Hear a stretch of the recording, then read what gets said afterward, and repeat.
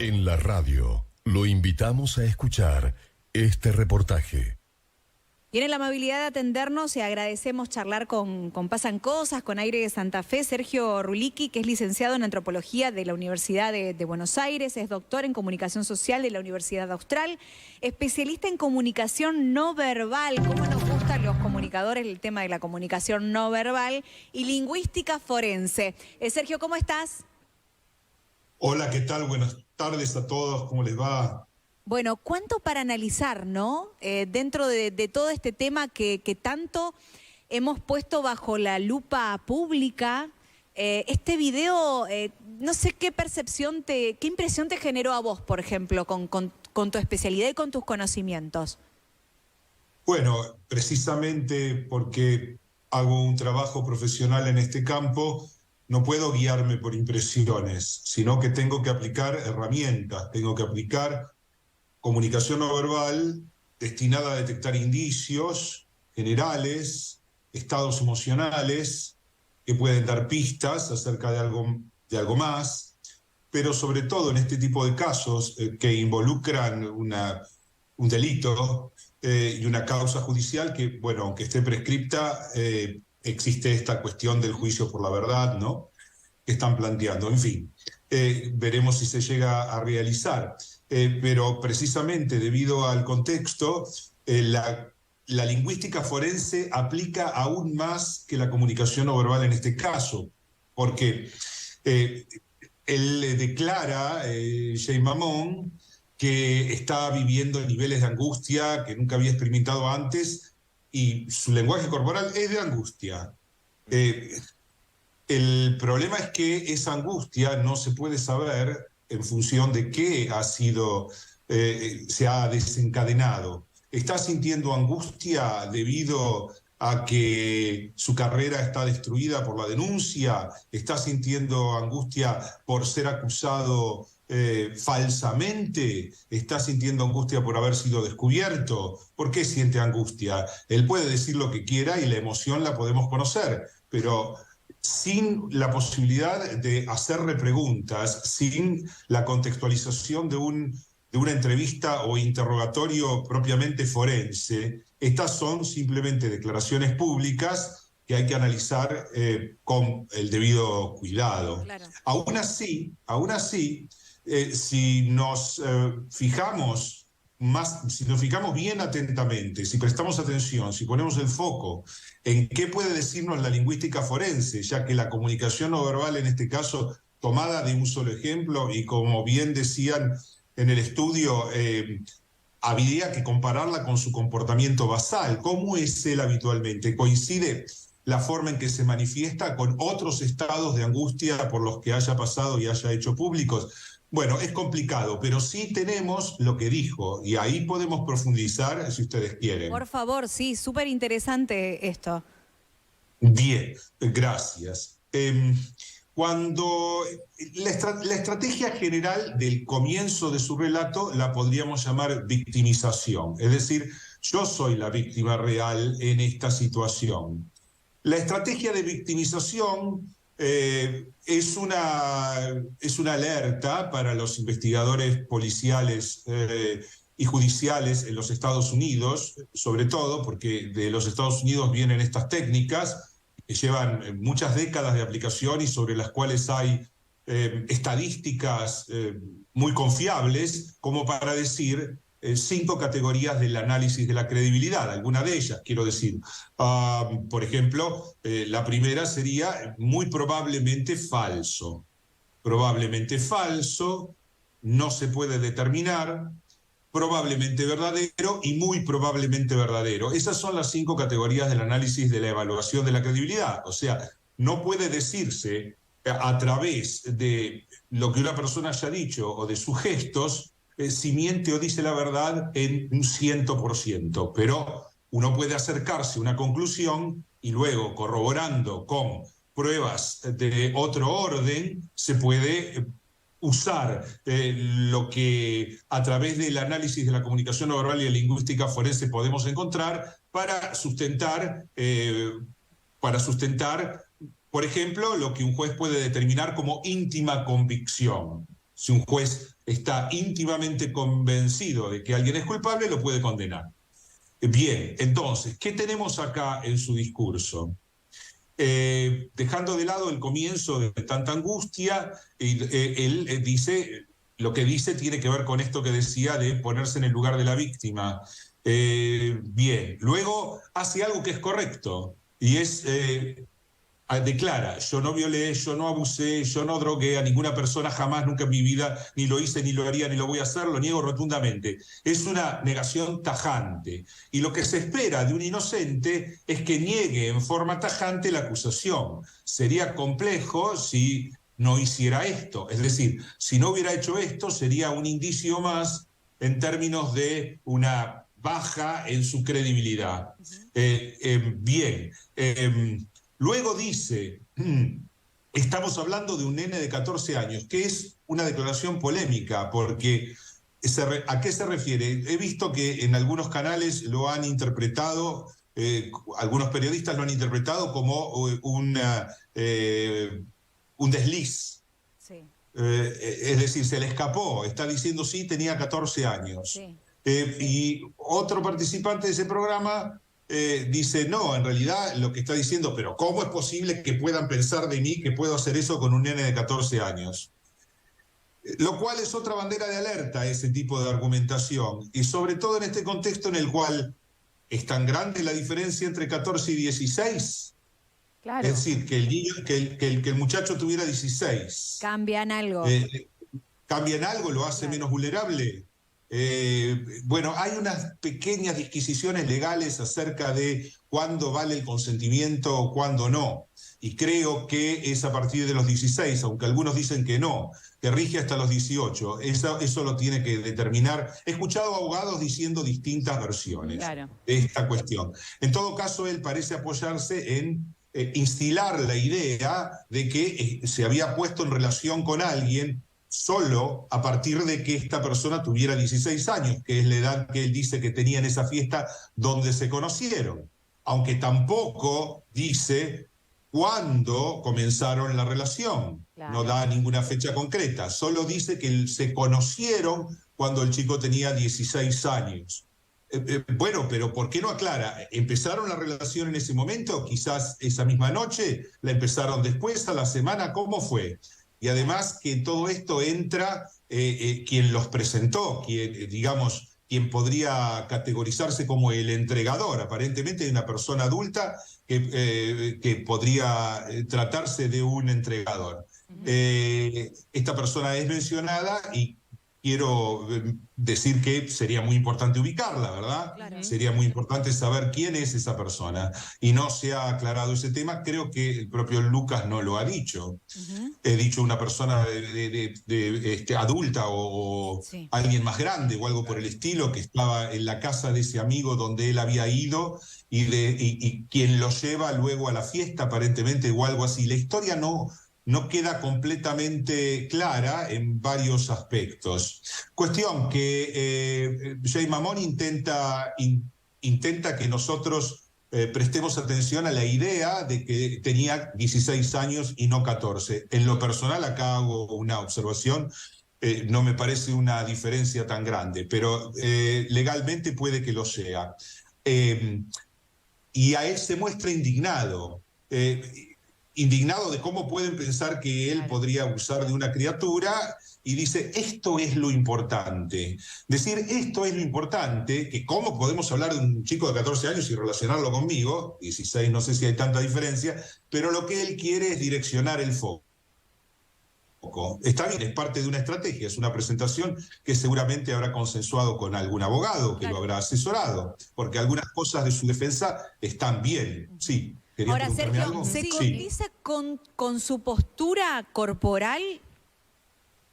Bueno, eso es algo que no tiene el más mínimo sentido llevar adelante respecto de este caso, en esta situación. Porque, en primer lugar, estamos hablando de un actor estamos hablando de una persona con muchísima experiencia en los medios de comunicación, estamos hablando de una situación donde no es una declaración espontánea en el sentido de que fue citado, digamos, inmediatamente de que un hecho haya ocurrido y ha sido interrogado o entrevistado acerca del hecho, de modo que hubo tiempo de preparar la respuesta. Él es una persona, es un actor, y por lo tanto no tiene sentido aplicar ese criterio en este caso. E incluso no tiene sentido ir por el lado de qué emociones él está expresando, porque como dije antes, y he escuchado a algunos que han ido por ese camino de manera totalmente equivocada, porque no saben de lo que hablan, en una situación en la que las emociones pueden ser genuinas, porque como dije antes, puede estar angustiado, está angustiado de verdad. Yo no pondría eso en duda. ¿De qué me sirve poner en duda de que esté o no esté angustiado? Supongamos que está angustiado, como él dice, y los signos faciales indican que sí está angustiado, que esa es una interpretación correcta. Ahora, ¿acerca de qué está angustiado? Emoción, inventar un discurso que no se corresponde a la verdadera causa de mi emoción y acoplarlo y de esa manera ser más creíble. Y esa de hecho, esta es una de las estrategias básicas que utilizan los mentirosos. Y esa facilidad la puede también tener una persona que está durante mucho tiempo frente a una cámara manejando distintas emociones también, claro, como usted lo decía, Sergio. Y otra de las cuestiones, esa emoción, ¿por dónde puede venir? Puede venir por lo que verdaderamente sucedió, porque hoy está sin trabajo, porque no puede salir de la casa. Hay distintos grados de la emoción de él que puede llegar a mostrarlo, manifestarlo frente a esta cámara. Claro, voy a sumar una cosita nada más, Sergio, que no sé si tendrá que ver, pero por ejemplo, yo estudié teatro, soy actriz, y utilizamos la memoria emocional, que se trata de eso, ¿no? Totalmente, es hablar un poco, recordar otras cosas de nuestra vida para meternos en otro personaje, crear otro personaje. Totalmente, totalmente. Esa es una hipótesis perfectamente posible para aplicar al análisis de este caso. Por eso tenemos que poner esta declaración dentro de un contexto que sea lo más amplio posible en el sentido de incluir diferentes fuentes. Por ejemplo, a ver, si yo tengo que evaluar a la persona por su nombre artístico, digamos, como un indicador del perfil a través del cual él se presenta en sociedad. Mamón es el nombre de un demonio bíblico. Sí. Es el demonio de la avaricia. Entonces, ¿por qué me pongo como nombre artístico el nombre de un demonio? Eso es algo que no te hace quedar muy bien, ¿verdad? Claro. Claro, tal no, cual.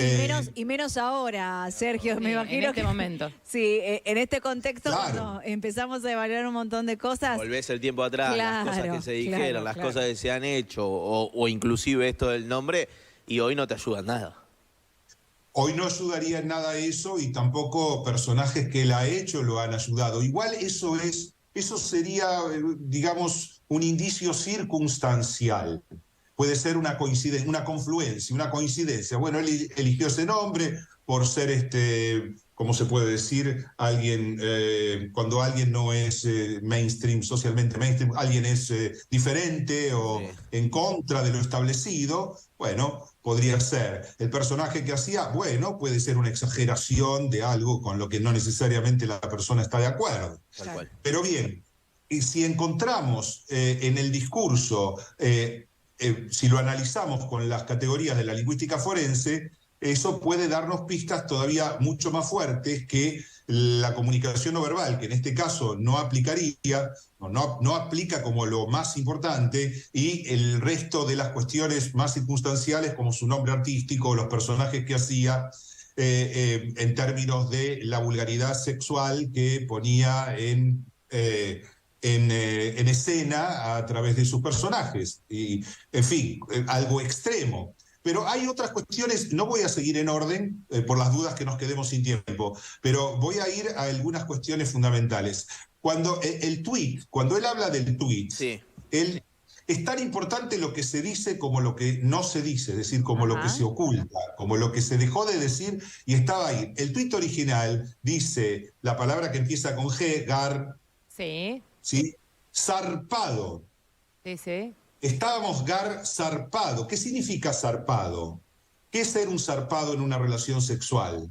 Claro. Personalmente quisiera que alguien él mismo pudiera explicarlo si estuviera en un contexto de interrogatorio o de entrevista forense propiamente dicha. ¿Qué es zarpado? ¿Qué significa un contexto zarpado? Esa adjetivación tampoco lo hace ver muy bien, sobre todo porque cuando menciona el tuit oculta esa palabra, no la utiliza. Dice solamente estábamos gar, pero no dice zarpado, que es lo que dice en el tuit.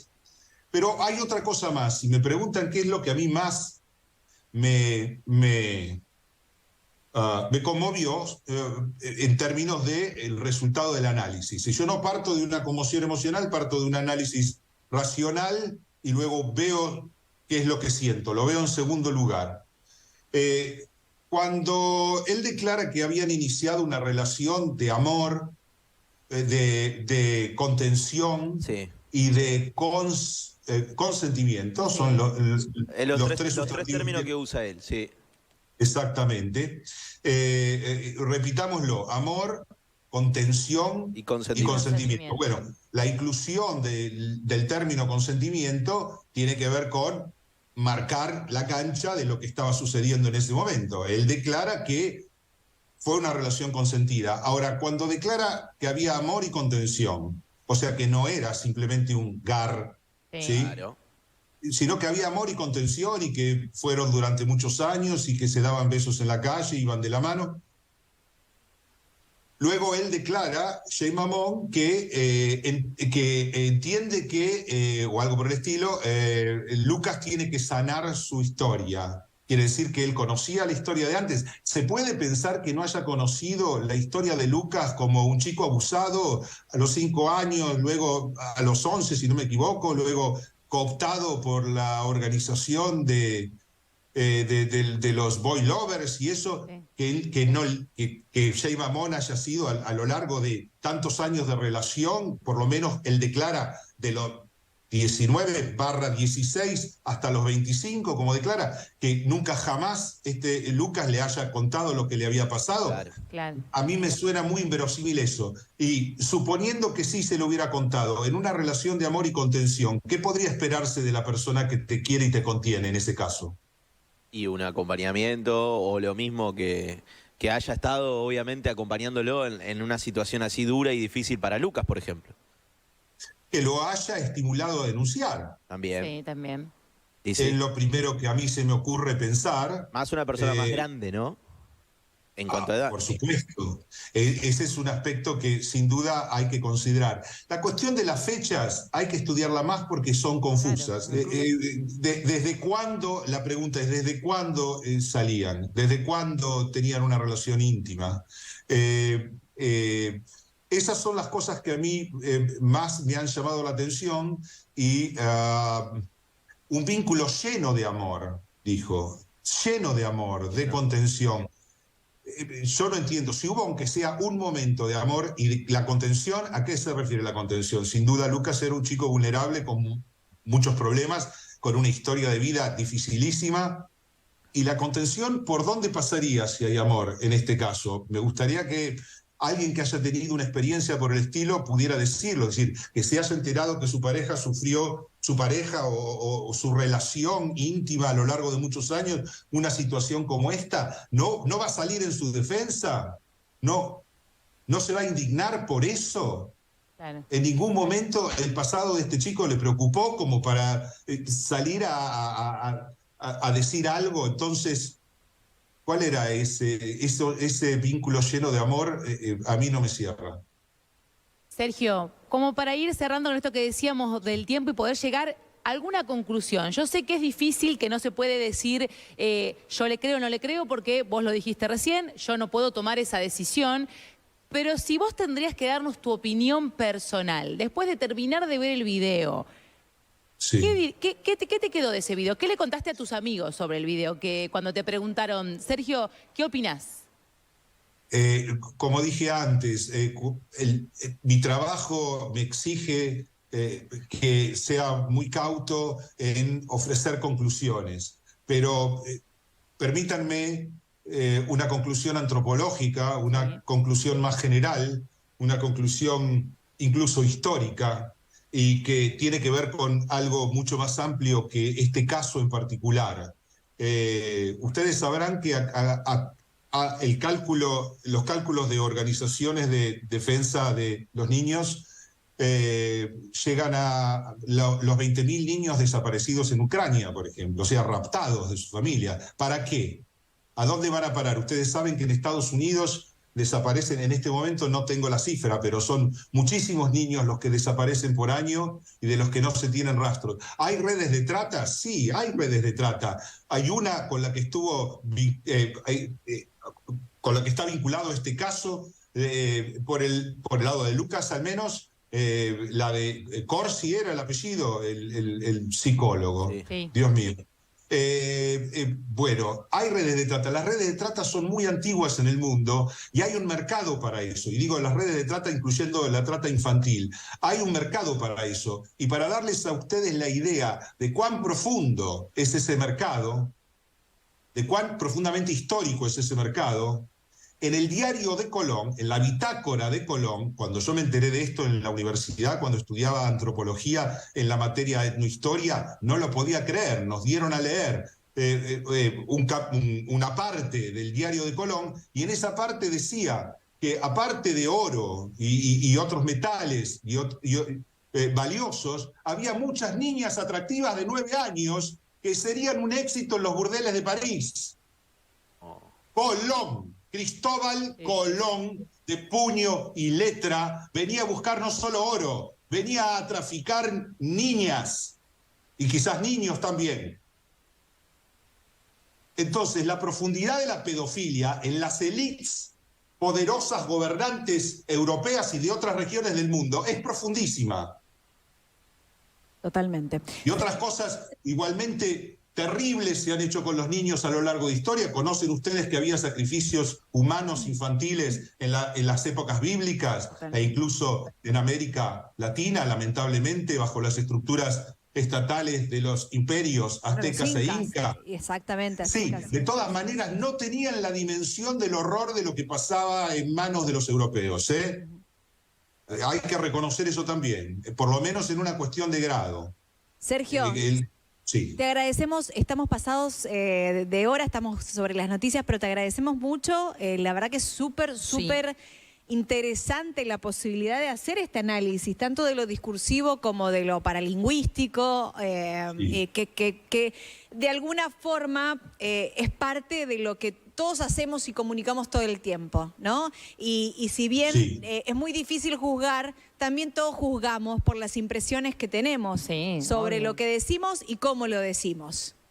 Mirá, perdón, para terminar, hay una película muy recomendable que se llama La caída del Imperio Americano. Es una película canadiense, pero muy interesante, en la cual muestran toda la trama de corrupción, de lavado de dinero en la que están involucrados primeros ministros de Canadá, históricos, etcétera. Pero la única forma de agarrar a algún corrupto, sea tanto político como empresario, porque en la película agarran a un gran abogado, es a través de la pedofilia. Es la única ventana que los corruptos no pudieron cerrar todavía en términos de poder ser atrapados.